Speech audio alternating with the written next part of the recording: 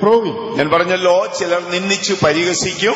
Some people will just mock it and despise. ഇനി ചിലർ നിന്ദിച്ച് നിന്ദാവാക്കുകളാൽ മറ്റുള്ളവരെ വേദനപ്പെടുത്തും. Some people lacerate the feelings of others with the words of reproach. ഇനി ചിലപ്പോൾ മറ്റുള്ളവർ നമ്മെ നിന്ദിച്ച് ഉപദ്രവിച്ചെന്ന് വരാം. Some others might scoff at us and persecute. നമ്മുടെ എല്ലാവരുടെയും ജീവിതയാത്രയിൽ നാം പോകേണ്ട താഴ്വരകളിൽ ഒന്ന് നിന്ദയുടെ താഴ്വരയാണ്. The valley of reproach is one among the many valleys we have to encounter in the journey of life. പലർക്കും ഇതിന്റെ ആഴം അറിഞ്ഞുകൂടാ. Many fail to understand the depth of this. അതുകൊണ്ട് മറ്റുള്ളവരാൽ നിന്ദിക്കപ്പെടുമ്പോൾ പലരും നിരാശരായി പോകും. Therefore, as they are reproached by others, they feel frustrated. നമുക്ക് ഈ തിരുവെഴുത്തിനെ രണ്ട് ഭാഗമായി തിരിച്ചു പഠിക്കാം. This portion can be divided under two heads. ഒന്ന്, നാം നിന്നയുടെ പാതയിൽ പോകേണ്ടി വരുമ്പോൾ നാം പാലിക്കേണ്ട കാര്യം എന്താണ്? The first context, as we have to pass through the valley of reproach, what are the things we have to imbibe? രണ്ട്, നമ്മുടെ ജീവിതയാത്രയിൽ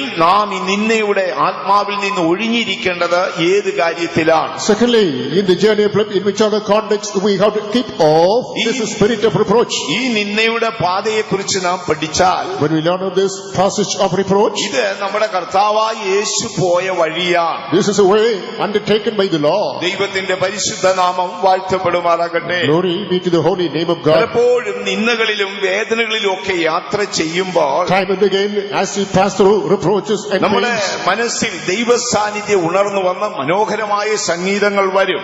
and it is the presence of God quickens us, the result is beautiful hymns. നമുക്കിപ്പോൾ ഓരോ വർഷവും ദൈവം കരുണ തോന്നി വിശുദ്ധന്മാരിൽ കൂടെ പുതിയ പുതിയ പാട്ടുകളെ തരുന്നുണ്ടല്ലോ. The Lord shows mercy upon us.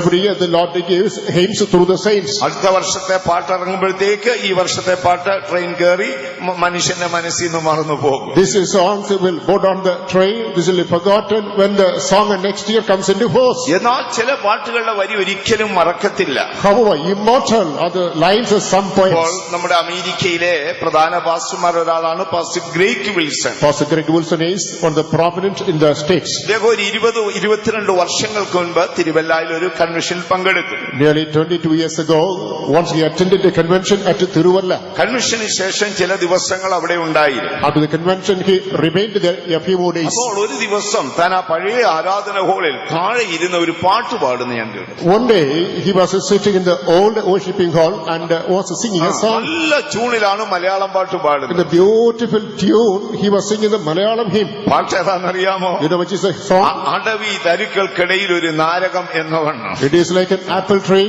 among the thorns. അതിങ്ങനെ ഇംഗ്ലീഷ് അക്ഷരത്തിൽ അടിച്ചു കൊടുത്തിരിക്കുകയാണ്. It was given in transliteration. Pastor ഇരുന്ന് അത് പാടി സന്തോഷിക്കുകയാണ്. Pastor was singing and rejoicing it. അപ്പൊ എന്നോട് ചോദിച്ചു അതിന്റെ അർത്ഥം ഒന്ന് പറഞ്ഞു തരാമോ? He wanted me to interpret the meaning. അപ്പൊ എനിക്ക് അതിനെ കുറിച്ചൊന്നും പറഞ്ഞു കൊടുക്കാൻ അറിഞ്ഞുകൂടാ. I did not know then.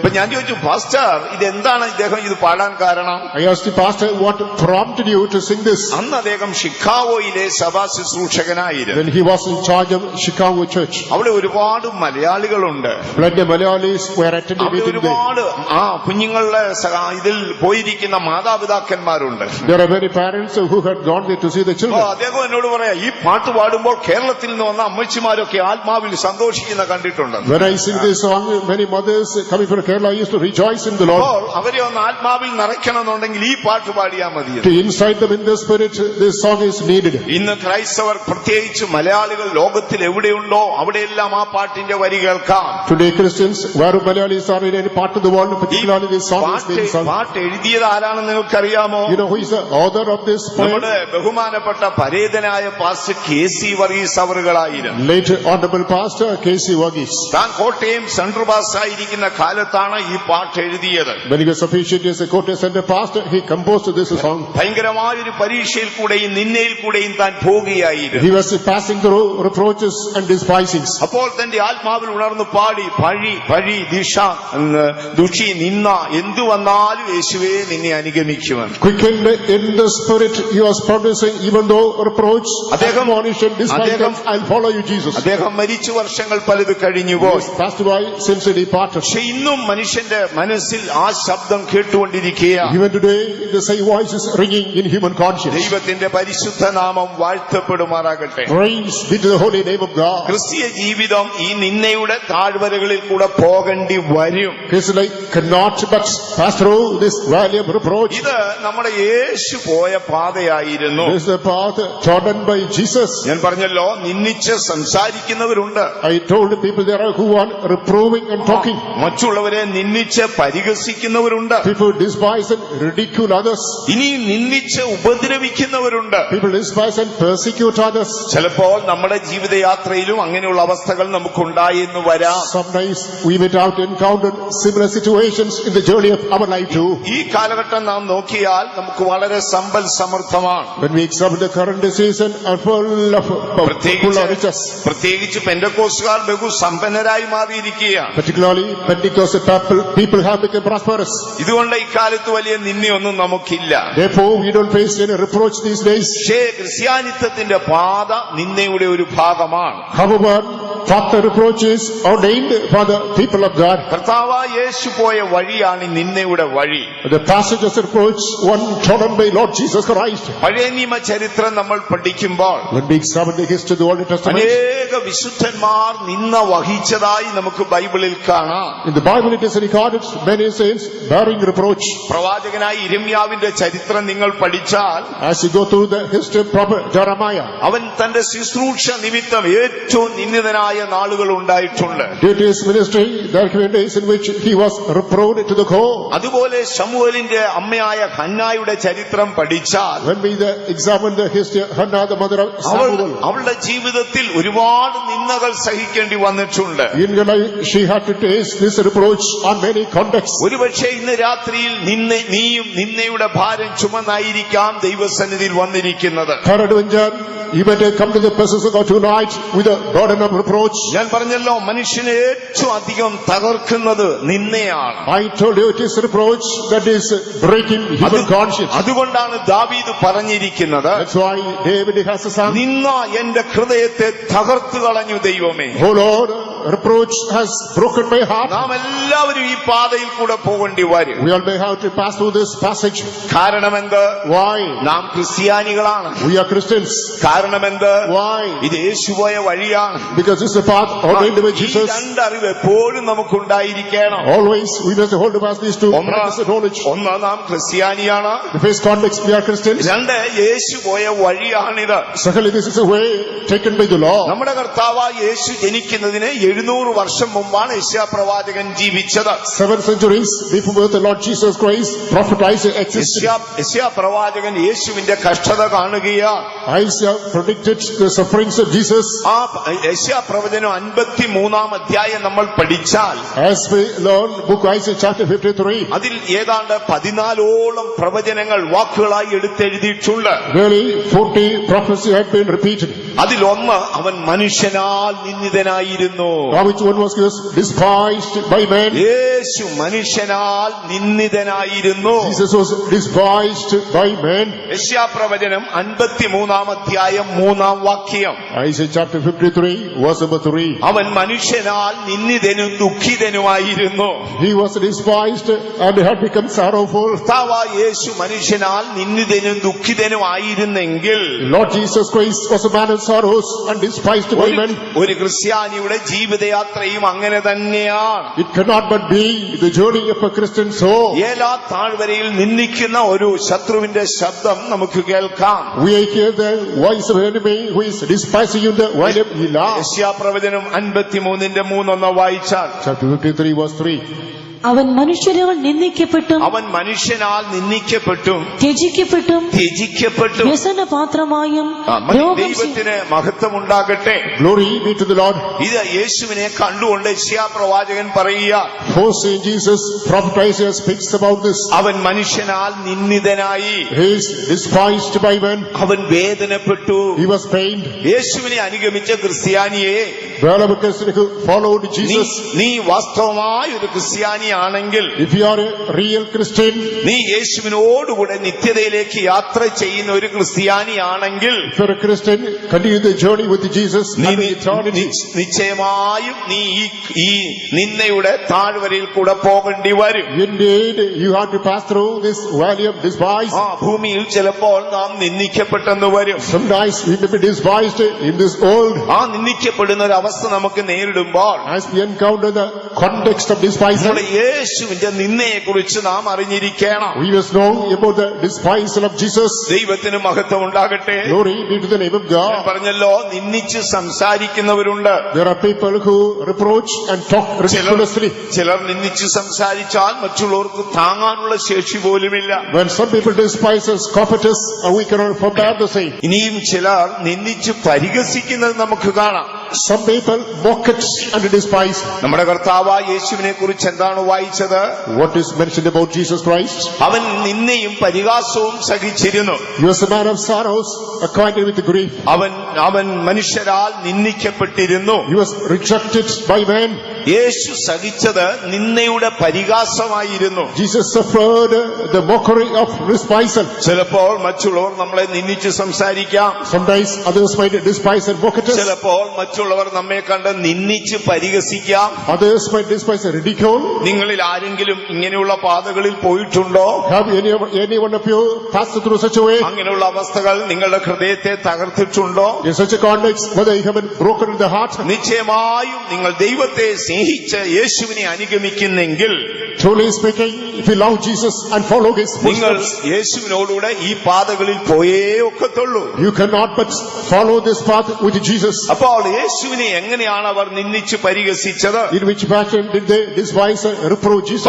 Bible നാം പഠിക്കുമ്പോൾ When we examine the Bible, യേശുവിനെ 4 നിലയിലാണ് അവർ നിന്ദിച്ചു പരിഹസിച്ചത്. in 4 different levels, they reproved and admonished Jesus. ലൂക്കോസിന്റെ സുവിശേഷം 22-ാം അധ്യായം 63-ാം വാക്യത്തിൽ വരുമ്പോൾ, Luke's Gospel chapter 22 verse 63, അവിടെ Suviseshakan എടുത്തെഴുതിയിരിക്കുകയാണ്. that the evangelist repeats the same. അവർ യേശുവിന്റെ കണ്ണ് കെട്ടിയ ശേഷം അവന്റെ മുഖത്തടിച്ചിട്ട് ചോദിച്ചു, നിന്നെ അടിച്ചതാരെന്ന് ചോദിച്ച് അവനെ പരിഹസിച്ചു. They held the eyes of Lord Jesus, they walked to him, smote him, telling, who smote you? നമ്മുടെ യേശുവിനെ എങ്ങനെയാ റോമക്കാർ പരിഹസിച്ചത്? In which fashion the Romans despised Jesus? യേശു എങ്ങനെയാണ് മനുഷ്യന്റെ പരിഹാസവും നിന്ദയും വഹിച്ചത്? How Jesus bore the mockery and despisal of ഞാൻ such പറഞ്ഞല്ലോ, people? ചിലർ നിന്ദിച്ച് പരിഹസിക്കും. I told you some people mock it and reprove. ചിലപ്പോൾ സ്നേഹിതരൊക്കെ കാണുമ്പോൾ തമ്മിൽ തമാശ പറഞ്ഞ് അവർ തമ്മിൽ ചിരിക്കും. When friends meet together, they pass humorous comments and laugh at. അതൊരിക്കലും നിന്നയാലുള്ള ഒരു പരിഹാസമല്ല. It is not a mockery due to despisal. എന്നാൽ ഒരു മനുഷ്യന്റെ പരാജയമോ പാകപ്പിഴയോ തെറ്റുകളോ ഒക്കെ അറിഞ്ഞ് അതുള്ളിൽ വെച്ചുകൊണ്ട് അവനെ നിന്ദിക്കുന്നത് പരിഹസിക്കുന്നത് ദൈവ ഇഷ്ടമല്ല. On seeing the weakness, shortcoming, pitfall, sin of a man, based on the same, if you despise, that's called a mockery and reproach. നമ്മൾ ഒരിക്കലും നിന്ദിച്ച് ആരെയും ഉപദ്രവിച്ചുകൂടാ. Never should be reprove and persecute anybody. ഇയ്യോബ് പറയുന്നത് എങ്ങനെയാണ്? What does അയ്യോ Job say? യഹോവേ, അവർ എന്നെ നിന്ദിച്ച് അടിക്കുകയാണ്. Oh Lord, they reprove me and smite me. നമ്മുടെ ജീവിതയാത്രയിൽ ചിലപ്പോൾ ഇത് നേരിടേണ്ടി വരും. In the journey of life too, sometimes we may have to encounter this. നമ്മുടെ യേശുവിനെ അവരെങ്ങനാ നിന്ദിച്ചത്? In which fashion was Jesus despised by them? കണ്ണ് കെട്ടി, He was blindfolded. അതിനുശേഷം അവന്റെ മുഖത്തടിച്ചു. They smote on his face. നീ പ്രവാചകനെങ്കിൽ പ്രവചിച്ചു പറക, നിന്നെ അടിച്ചതാരാണ്? Mocked and told him that if you are a prophet, predict as to who smitten you. അവിടെ യേശുവിന്റെ ശുശ്രൂഷയെ ചോദ്യം ചെയ്തുകൊണ്ട് അവർ യേശുവിനെ പരിഹസിക്കുക. Challenging the ministry of Lord Jesus Christ, these people just despised him there. ലൂക്കോസിന്റെ സുവിശേഷം 22-ാം അധ്യായം അതിന്റെ 63-ാം വാക്യം. Luke's Gospel chapter 22 verse number 63. യേശുവിനെ പിടിച്ചവർ അവനെ പരിഹസിച്ച് കണ്ണുകെട്ടി തല്ലി, പ്രവചിക്ക, നിന്നെ അടിച്ചത് ആര്? എങ്ങനെയാണ് യേശുവിനെ അവർ പരിഹസിച്ച് നിന്ദിച്ചത്? In which fashion did they mock it, ridicule Jesus? യേശുവിന്റെ കണ്ണ് അവർ കെട്ടി, He was blindfolded. അതിനുശേഷം അവനെ അടിച്ചു. Thereby they smote him. എന്താണ് യെശയ്യാവ് പറഞ്ഞത്? What did Isaiah say? യേശു ക്രൂശിക്കപ്പെടുന്നതിന് 700 വർഷം മുമ്പ് യെശയ്യാവ് എന്താ പറഞ്ഞത്? 700 years before the crucifixion, Lord Jesus അവൻ Christ, what did Isaiah say? അവൻ മനുഷ്യനാൽ നിന്ദിക്കപ്പെട്ട് He will be despised by men. അവനൊരു വ്യസനപാത്രമായിരിക്കും. He was acquainted to grief. യേശുവിനെ അനുഗമിച്ച ദൈവമക്കളെ, People of God who followed Jesus, ഒരുപക്ഷെ ഈ പാതകളിൽ നാമും പോകേണ്ടി വരാം. perhaps you may have to pass through similar way. നിങ്ങൾ ക്രിസ്ത്യാനിയാണെങ്കിൽ ഈ പാതയിൽ പോകേണ്ടി കൂടി വരും. If you're a Christian, you must pass through this way. ദൈവത്തിന് മഹത്വം ഉണ്ടാകട്ടെ. Glory be to the name of God. ചിലപ്പോൾ നമ്മുടെ ഹീനത വെച്ച് മറ്റുള്ളവർ നമ്മെ നിന്ദിച്ച് സംസാരിക്കാം. Based on weakness, sometimes others might despise us. നമ്മുടെ ദാരിദ്ര്യം വെച്ച് മറ്റുള്ളവർ നമ്മെ നിന്ദിച്ച് സംസാരിക്കാം. Based on the penury, others might ridicule us. അല്ലെങ്കിൽ നമ്മുടെ ജീവിതത്തിൽ സംഭവിച്ച ഏതെങ്കിലും തെറ്റുകളോ പാകപ്പിഴകളോ ഓർമ്മയിൽ വെച്ച് നമ്മെ മറ്റുള്ളവർ നിന്ദിച്ച് പരിഹസിക്കാം. Any offense, any sin that took place on our part, people might reprove us and പക്ഷേ admonish. ഇതെല്ലാം യേശു പോയ പാത തന്നെയാണ്. These are all the paths undertaken by Jesus. അവർ യേശുവിന്റെ മുഖം കെട്ടി അവന്റെ കർണത്തടിച്ചു. They blindfolded Jesus and slapped him. ഇപ്പോൾ യേശുവിനോട് പറയുന്നു, നിന്നെ അടിച്ചത് ആരാണെന്ന് പ്രവചിക്കുക. They walked into him and say, who had smitten you? യേശു കരങ്ങൾ കെട്ടി മൗനമായി നിൽക്കുക. With folded hands, Jesus remained mute. നിങ്ങളുടെ ജീവിതത്തിൽ അങ്ങനെ ഒരു അവസ്ഥ ഉണ്ടായിട്ടുണ്ടോ?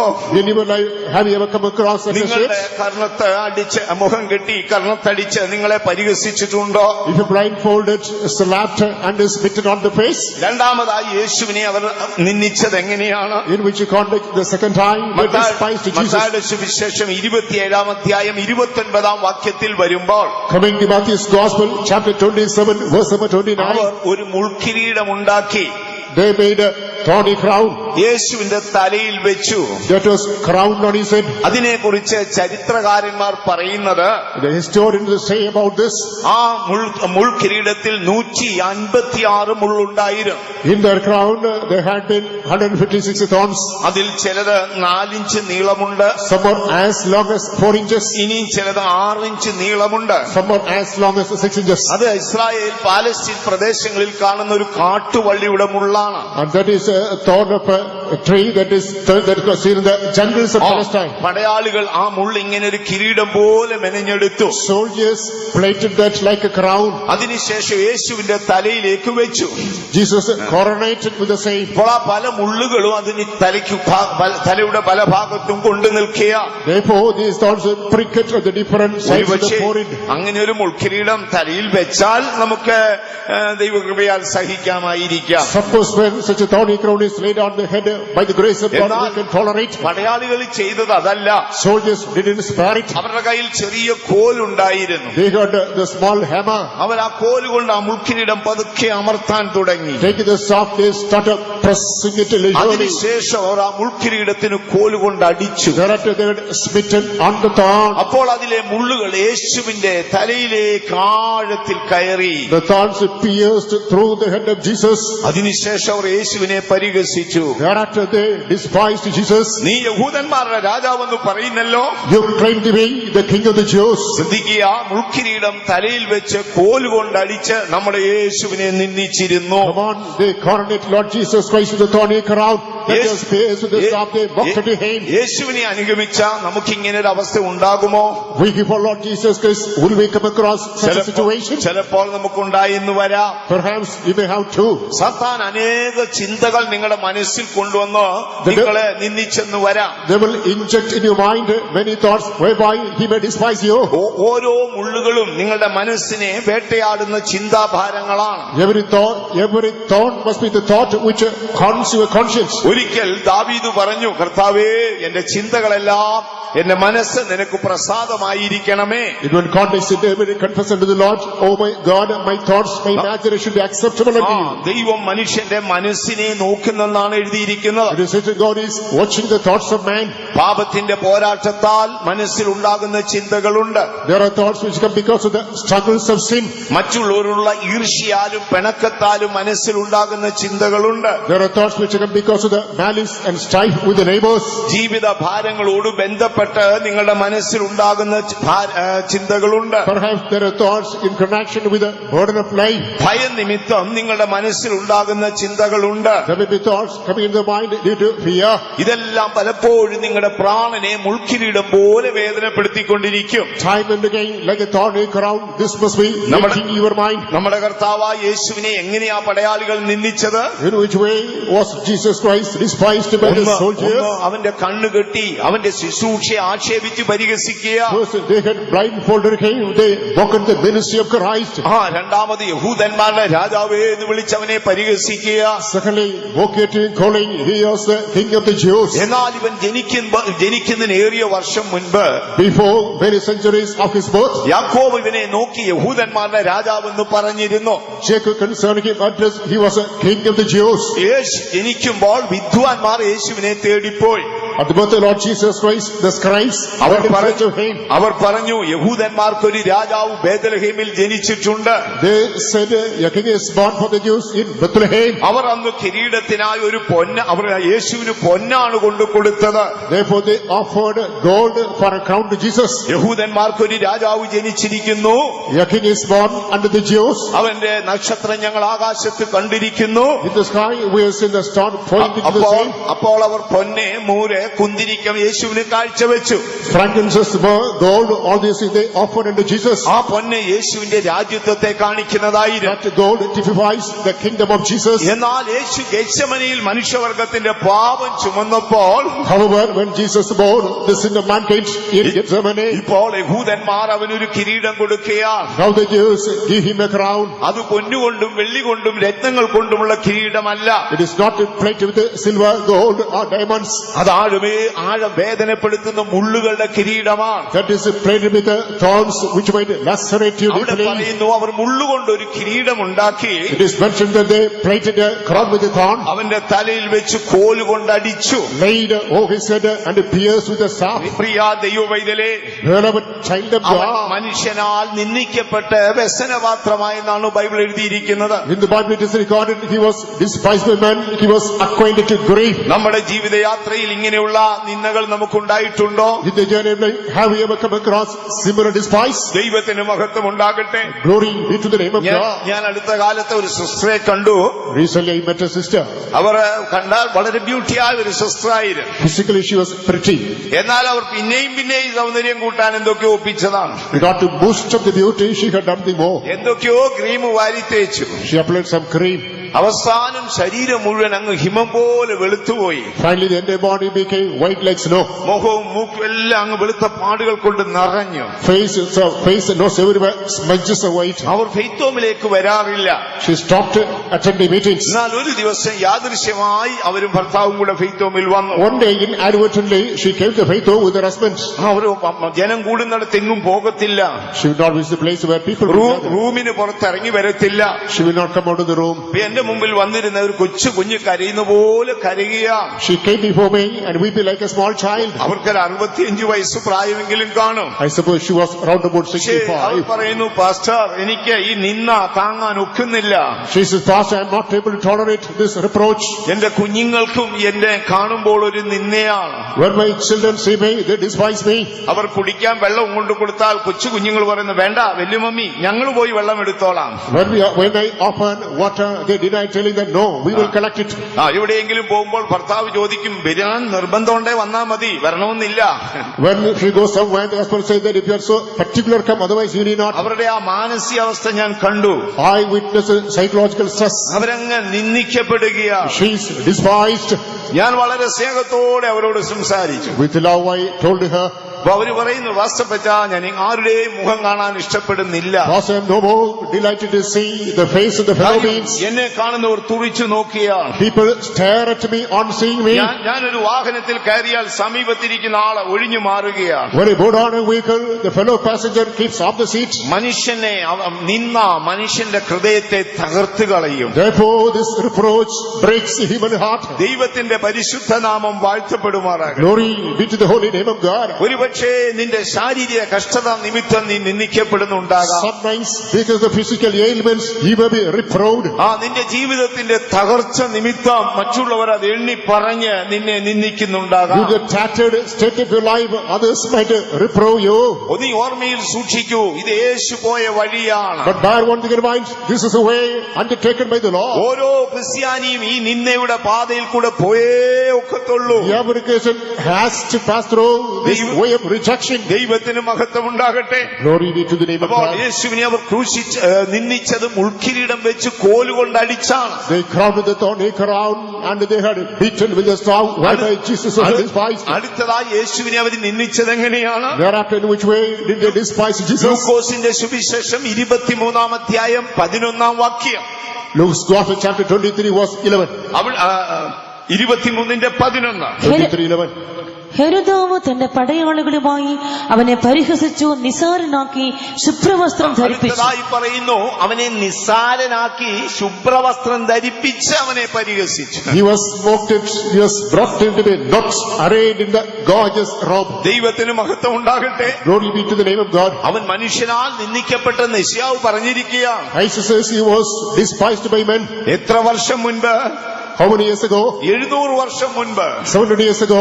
700 വർഷം മുമ്പ് ഈ പ്രവചനം പറഞ്ഞിരിക്കുകയാണ്. 7 centuries ago, this prophecy was made. ഇപ്പോൾ ജാതീയ രാജാവായ ഹേരോദാവ് എന്ത് ചെയ്യുന്നു? Herod, the king of the Gentiles, what does he do?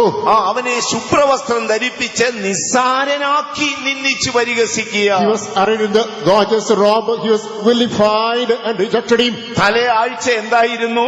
What was in the previous week? യേശു യെരൂശലേമിൽ കൂടെ പോകുകയാണ്. Jesus was passing through Jerusalem. യഹൂദന്മാരെല്ലാം ആർത്തു വിളിച്ചു. All the Jews shouted hailing. അവരെന്താണ് ആർത്തു വിളിച്ചത്? What was their hailing? ഹോശന്ന ഹോശന്ന ഹോശന്ന എന്നായിരുന്നു. The hailing is Hosanna, Hosanna and Hosanna.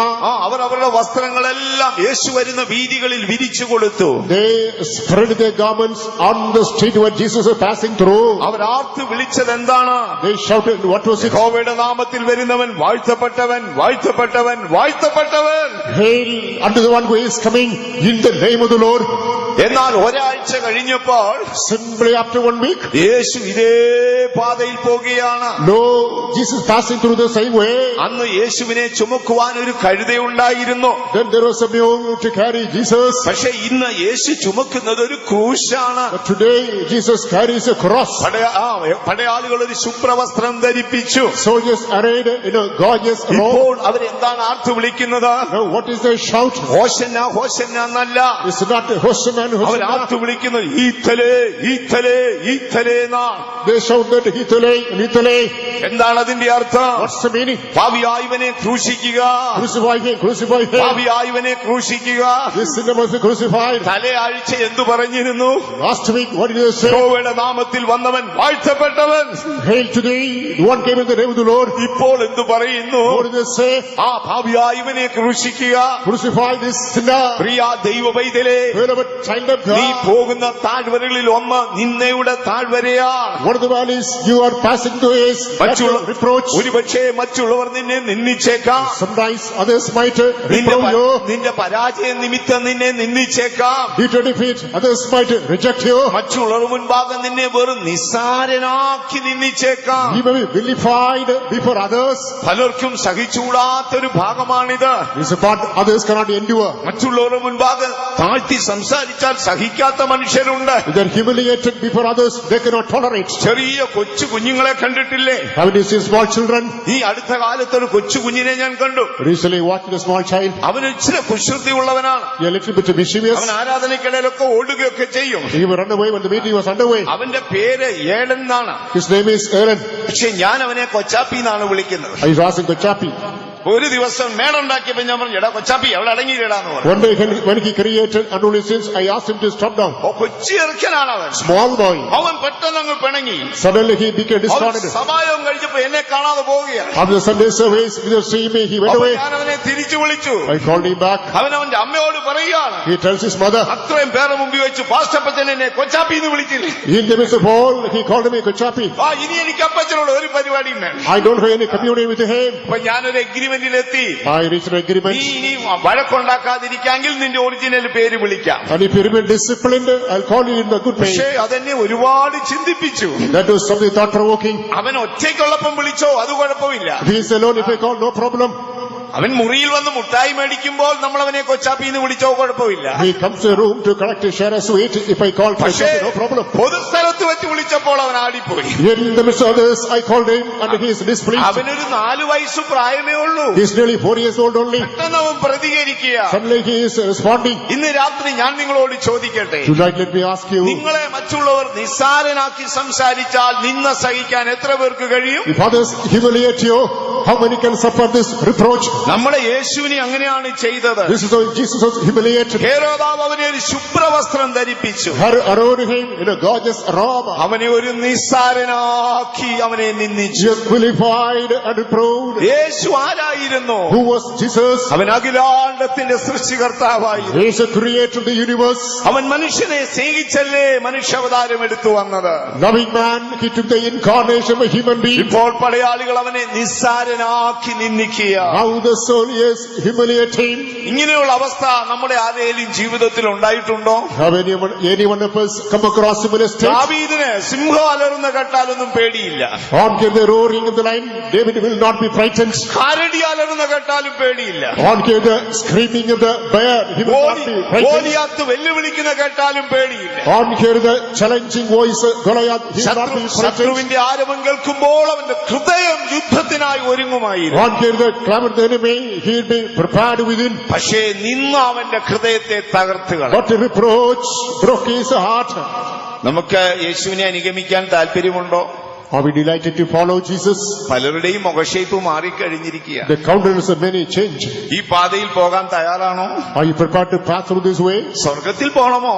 You want to go to heaven? യേശു ഇരിക്കുന്നിടത്ത് തന്നെ പോകണമോ? You want to reach the destination of Jesus? പോകണമെങ്കിൽ ഈ പാതയിൽ കൂടെ പോകണം. If so, you have to pass through this way.